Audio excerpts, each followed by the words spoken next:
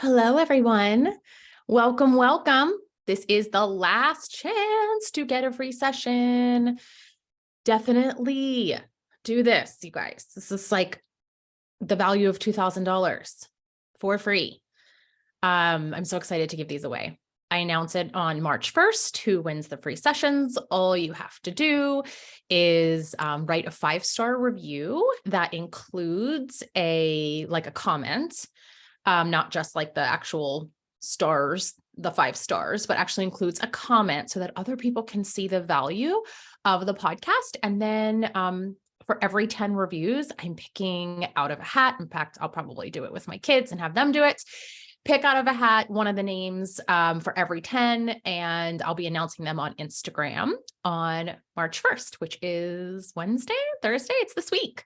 So I can't wait to share with you guys who wins them. It is going to be so much fun. You can do that, by the way, on any platform on Apple or Spotify. I know it's super easy to leave a review on Apple, so that's probably the way that I would recommend doing it. Okay, I'm really excited to talk to you guys today about adult friendships. You're like, why are we talking about adult friendships on Millionaires in the Making? Because I promised you we would leave no stone unturned on this podcast. And I want to talk about the way that our nervous systems are activated when it comes to friendships. And I want to just have an honest conversation. This may be a part 1 of 2. I would love to actually bring on some of my newer friends, maybe an old school friend, and just have this conversation around ways that we've been able to maintain friendship over the years. But friendship is such a beautiful part of life. And as your life gets busier and busier, and you are a parent, now you have a thriving business, it takes work to maintain friendships. It takes work to make new friends. And I want to honor that. I want to honor all of you being in the season of life where you're a business owner and you're really growing at a fast pace and you have a lot of responsibility and want to take this as like a reminder that friendship is really important. It's incredibly valuable. It is good for your health and wellness. And also, do you have friends that you want to hang out with? So we're going to dive right in, and we're just going to talk about all of the things, because I think that there are friendships and relationships that we tend to hang on to because they're old friends or, have been in our life for a long time. And this includes family too, guys. Just take relationships, just use the word relationships, right? As I walk through this. But I've been thinking a lot about this, and actually I get a lot of questions, and we do a lot of coaching. All of my clients, we do a lot of coaching around relationships and friendships in general. And I thought I would bring some behind the scenes of the types of things that are coming up with you all and myself when it comes to friendships. So the first thing I want you to think of and think about is I want you to think about the quality of relationships you have in your life.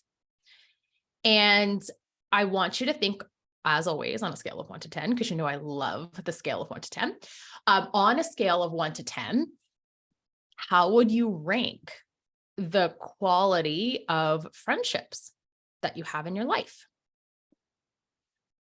And you may want to divide this, when I do this in session, I divide it out. You may have your high school friends and your college friends and your work friends. You may have groups of friends. Then you may have one friend who's really important to you. And you may have another friend who's really important to you.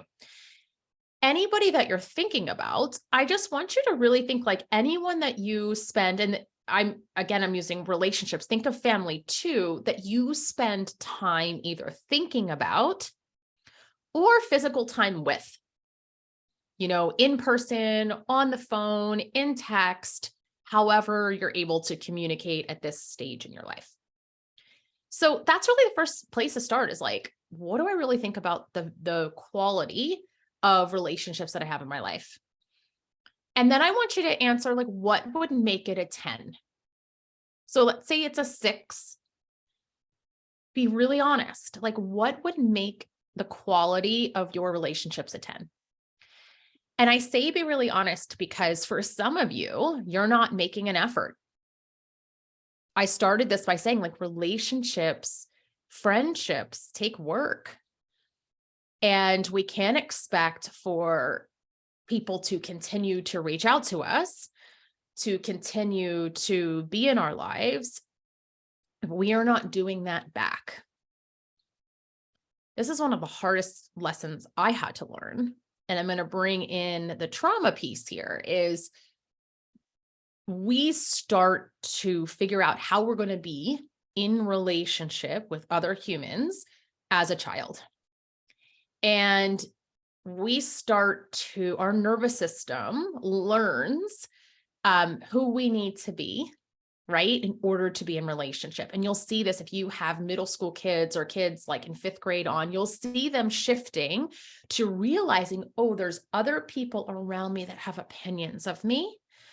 And sometimes their personalities will shift so that they can stay in relationship, stay in community. Staying in community is a survival instinct. Okay, there's nothing wrong with wanting to be in community. That is a beautiful thing. We are built to need each other. So I will say that I was always the overextender. I actually overextend in all areas of my life, and it's been a lot of my own trauma healing. That is the pattern that my nervous system took on to survive and thrive, right? The best that I could until I tell you all the time, like I'm a recovering people pleaser. And that just means like I would overextend beyond my limits. And I know a lot of you guys are the same because like attracts like. I would overextend beyond my limits and not even recognize it anymore. It was so automatic, but it's like, if it was good for everyone else, then I would make it good for me. I would make that fine for me in friendship. And, this includes, family or whatever. And it was so automatic. I didn't even know that I was doing it. And this is the value of coaching until my coach pointed out to me, do you see that you're overextending?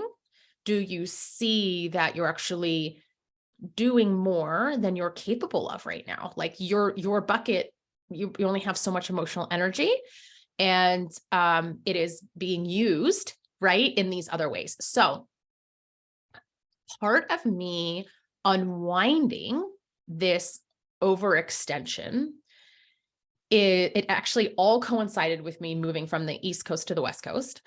So it's really interesting to see like my friendships unfold or grow or making new friends. It's like I was in this position where I knew no one and I wanted to make friends, right? But I already had amazing friends, but I wasn't going to see them. And so I realized how important community actually is to me. And I'm sure you all realize this too through COVID, when we couldn't see other humans.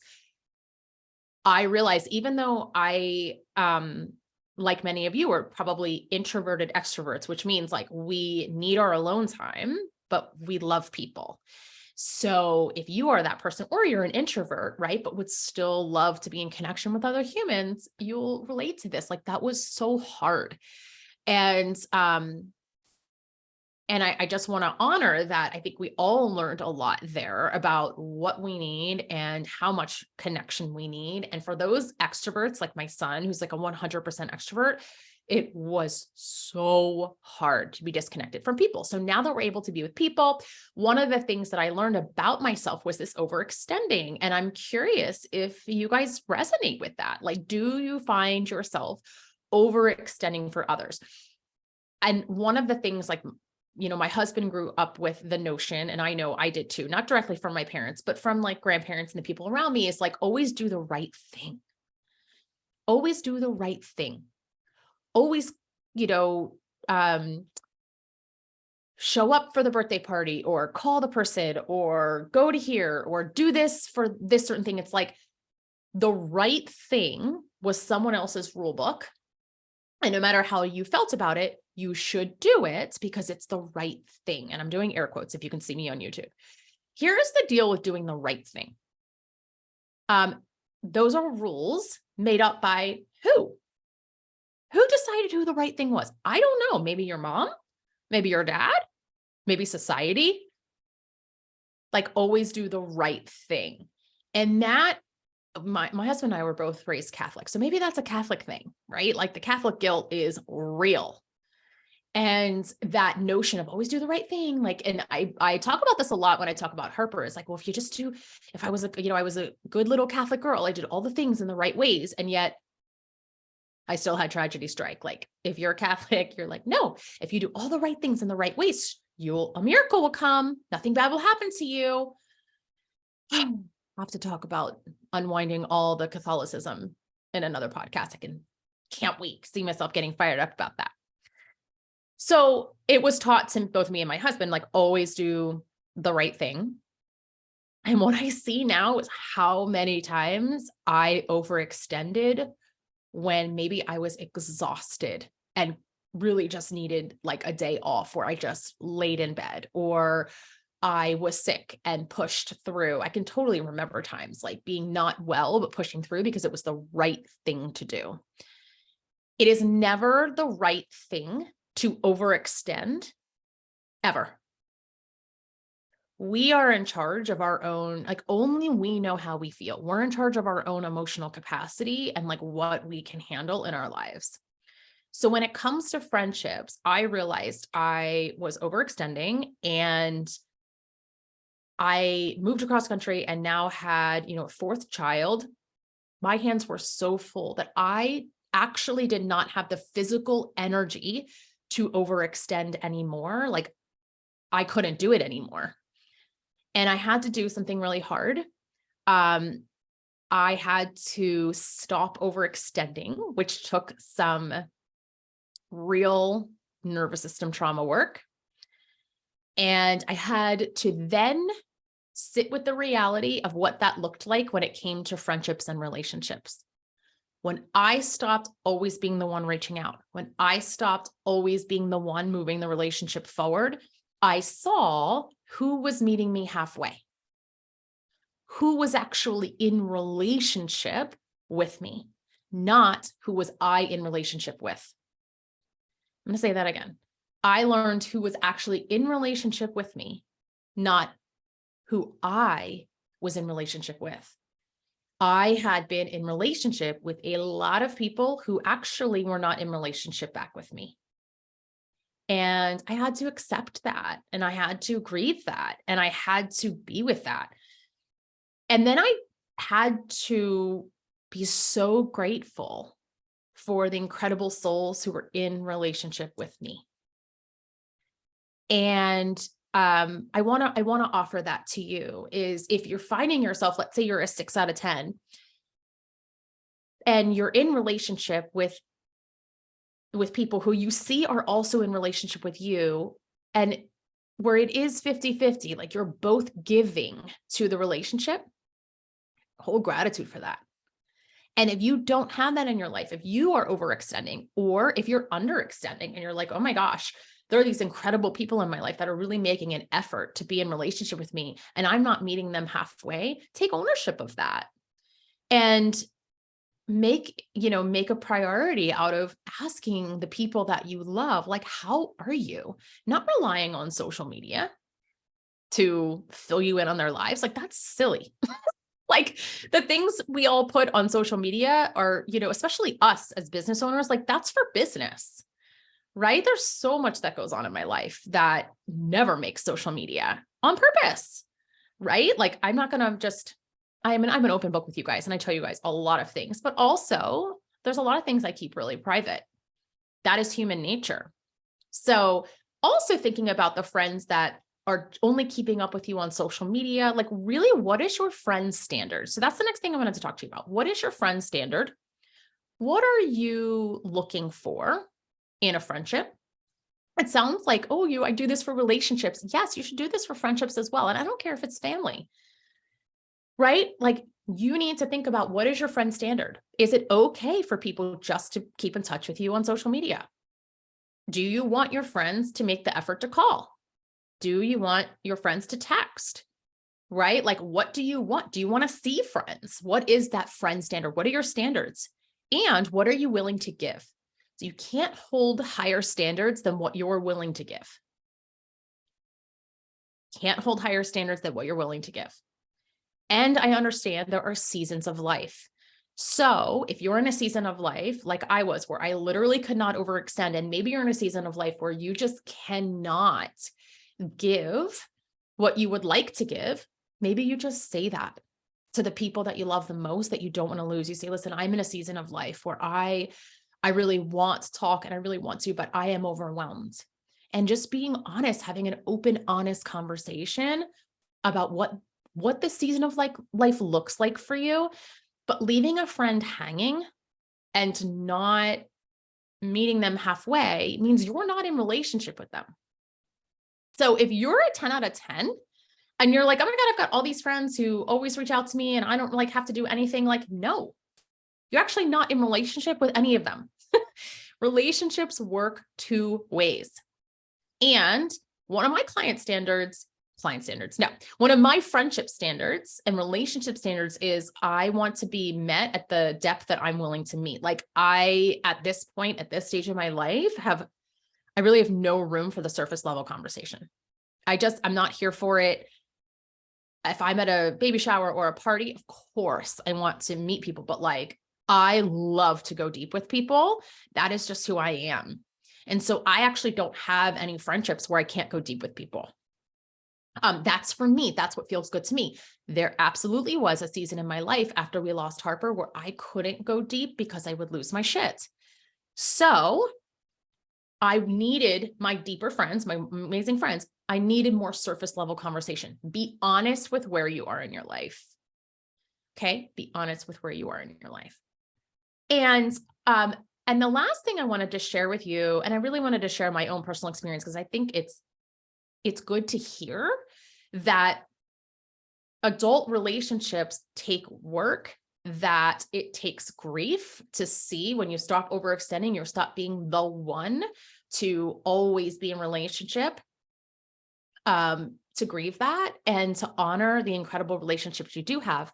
And the last thing I'm going to talk to you about is making new friends. I don't care how old you are, making new friends is the most fun. And I love my old friends and I love new friends, but I have transplanted to different areas in the United States twice now. And I have lived on international waters on a ship. Okay. So I have done the move where I know no one 3 different times. And on the ship, it was a little different because you were living together. So you got to know people very, very quickly. But when you move to a new place, for me, it takes 3 years. Not to meet people. It doesn't take me 3 years to meet people. It doesn't take me 3 years to love people. It takes me 3 years to create a long-lasting relationship in a new area. Now, do I have friends that I've had soul connections with where it's like we've known each other our whole lives? Yes. Those are the ones I want to bring on for part 2 of this. But it takes time to get to know someone, to share experiences, to create history. And so that 3 year for me is like, okay, we've created history. We can now look back and like laugh and be like, oh my God, do you remember when? It takes time to build that. It's an investment of time. So I see relationships and meeting people halfway and having a relationship standard as an investment of my time. And I don't do it because relationships are healthy for me. I do it because I love people. And also, I'm at a season in my life where I am close to being at capacity. And the people in my life, I want to enrich my life. I want people who are like-minded. I want people who are focused on growth. And I recognize that that's not for everyone at this stage in life, and just allowing that to be. So you may have like really ancient friends that you feel like you have nothing in common with anymore. And I'm curious if you stopped overextending, if we just accepted, they say like, what's the quote? Like a season, a lifetime, that thing with friends. It's like, I don't so much pay attention to that, but I want you to really think about the quality of relationships in your life and what you want, and make sure you're willing to give what you want and then make new friends. Okay. So some of the ways I've made new friends, you guys are gonna laugh. I'm such an East Coaster. I have made new friends by literally in my neighborhood, that we don't have a lot of kids in my neighborhood, seeing a new family who had just moved in, have their 3 little kids outside, and me like pulling over on my way home, being like, oh my gosh, we have kids that are the same ages. There's not a lot of kids in the neighborhood. Welcome to the neighborhood. We should get our kids together to play. Absolutely made friends that way. I have absolutely made friends through my kids' sporting events. I have gone to networking events. I have gone to fundraisers. I have just been a normal human getting coffee and talking to the person next to me in line. Like, you can make friends anywhere. And I love when you have that soul connection where you feel like you've been friends forever. That totally happens. And also other friendships take time, and it is all good. So I think talking about adult friendships, that it's not just this easy peasy lemon squeezy thing, that if you don't have friendships that are as rich as you would like, there's always an opportunity to make new friends. If you have friendships where you find yourself overextending, honoring that and pulling back on that and seeing your time and your emotional energy as the most valuable thing you have, and reinvesting that back in yourself and, into the relationships that really fuel you, for the people that are really there for you. And I can't wait to continue this conversation to hear what your favorites were out of this podcast. So I wish you guys a wonderful week. Text your friends, call your friends, and really notice the ones that are calling you too, and texting you too, and being there for you too, and aren't just having a social media friendship. All right, friends, I'll see you next time.